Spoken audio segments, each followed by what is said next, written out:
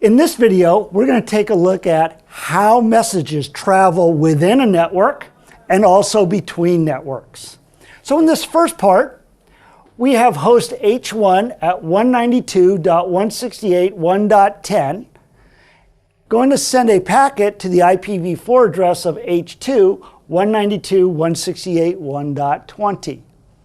H1, the source of the packet, builds the IPv4 packet with its own address as the source, 192.168.1.10, and the destination IPv4 address of 192.168.1.20.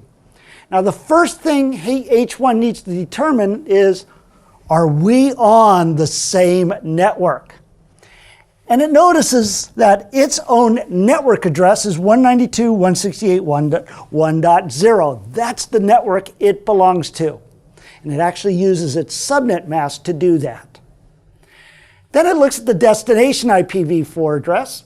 Using its own subnet mask, H1 determines that H2 at 192.168.1.20, they're on the same network. They both begin with 192.168.1.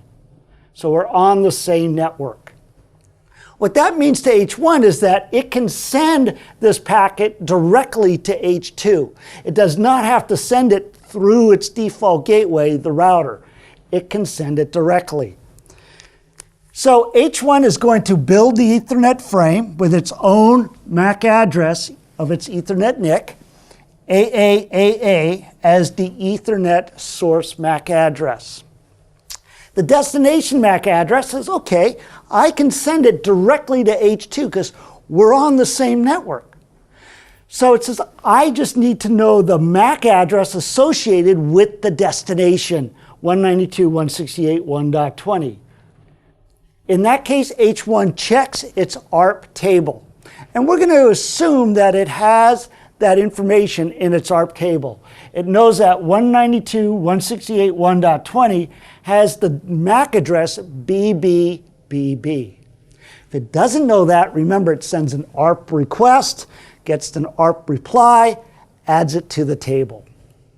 Okay, so now H1 can go ahead and send this Ethernet frame towards the switch, and it gets sent directly to H2.